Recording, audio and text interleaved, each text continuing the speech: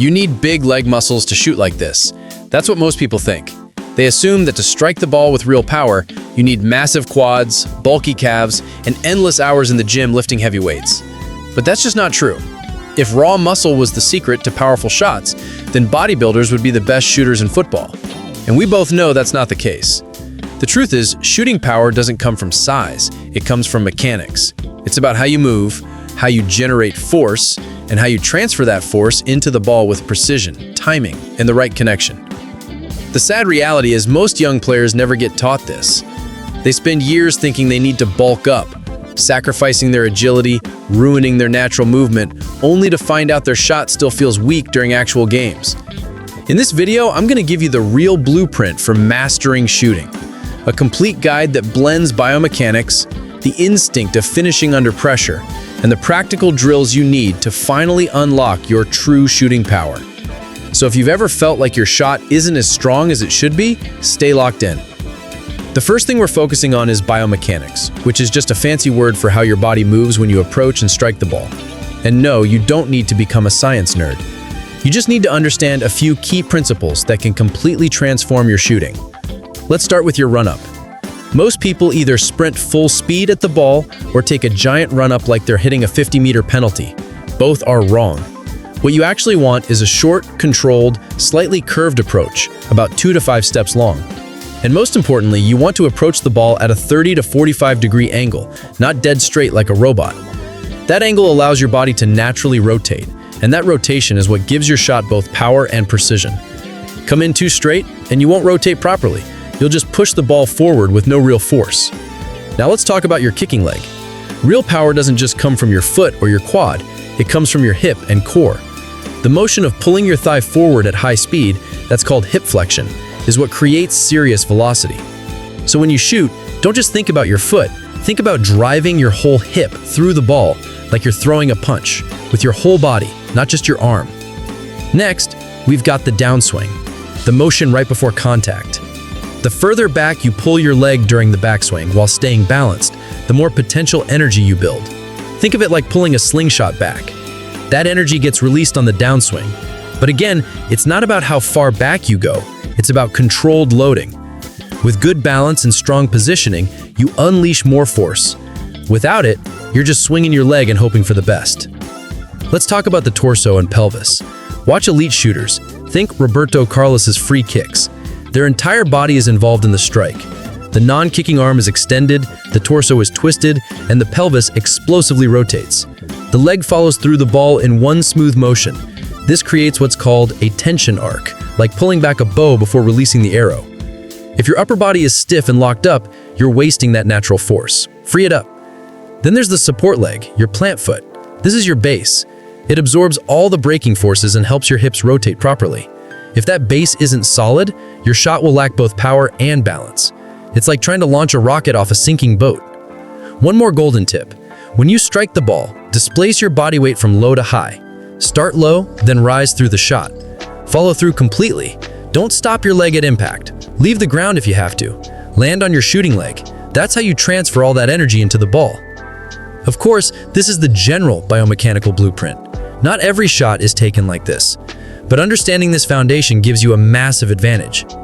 Now let's break down specific types of shots you need to master to become a truly dangerous player. First up, the toe poke. This shot is unpredictable and fast. You just hit the ball with your toe in the direction you want it.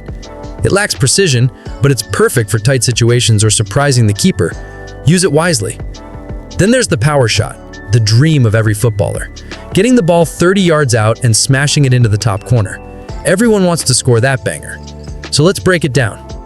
Start with your approach angle, ideally 30 to 45 degrees. Too straight and you won't get rotation. Too wide and you lose direct power. Your plant foot should be placed beside the ball, pointing where you want it to go. Now the contact point. You want to strike the center or slightly bottom center of the ball. Lower contact equals more lift. Center contact equals more driven. But here's the key.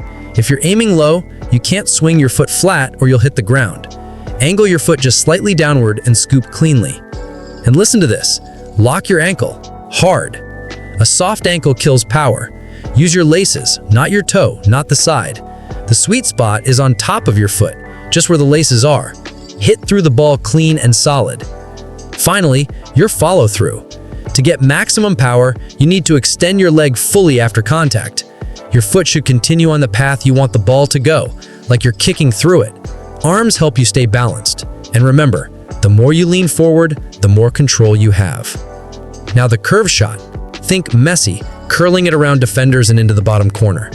To curl the ball, hit the outside part, just below the center. Don't smash it like a power shot.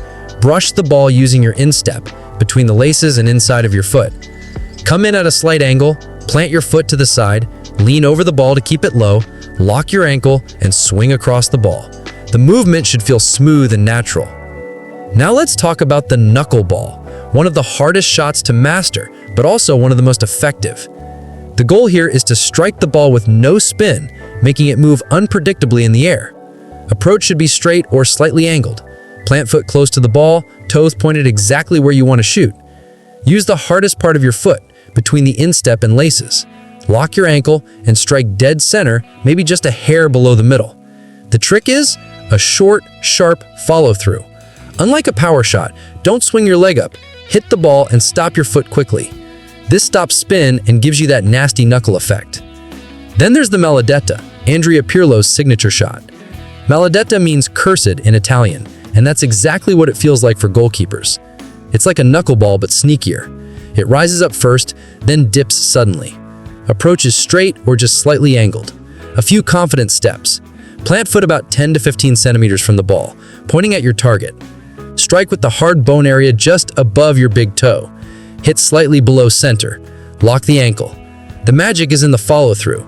Pirlo snaps his leg, then pulls it back slightly right after contact. Almost like cracking a whip. That creates the weird dip and float that keepers can't read. Of course, there are more shots, chips, outside of the foot curls, and more, but that's for another video. If you want a full breakdown of every shot technique, drop a comment and let me know. But before we wrap this up, let's talk about how to actually train your shooting. Here's our 3-step mastery method that will help you go from knowing to doing. Step 1. Static shots. Start by shooting from fixed positions. 50% of your reps should come from your strong side, right footers, cut in from the left.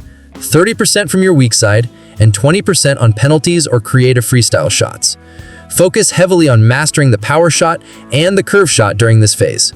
Step 2. Progressive overload. Just like in strength training, increase the difficulty of each rep. Add pressure. Visualize defenders. Dribble past imaginary opponents and shoot without hesitation. Train yourself to shoot fast and instinctively.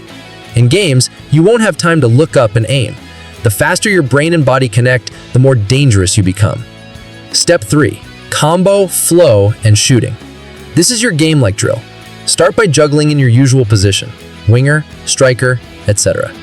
Kick the ball up, control it with your first touch, make sure it pushes you toward goal, dribble 5 meters, get into position, and shoot. This builds rhythm, touch, and shooting flow just like in a real game. Finally, apply everything in small-sided matches, pickup games, and full 11v11s. Training is like reading a book, but unless you apply what you've read, it's useless. Training is the study, playing is the test. If you made it this far, know this. You're already ahead of 99% of players who clicked off after the first minute. You're not just watching, you're learning, growing, improving. And I respect that deeply. Your goals, your dreams, they're real and they're reachable. You've got the mindset, the focus, and the drive. So stop waiting, start building. Subscribe if you haven't already, hit the protocol, and take action.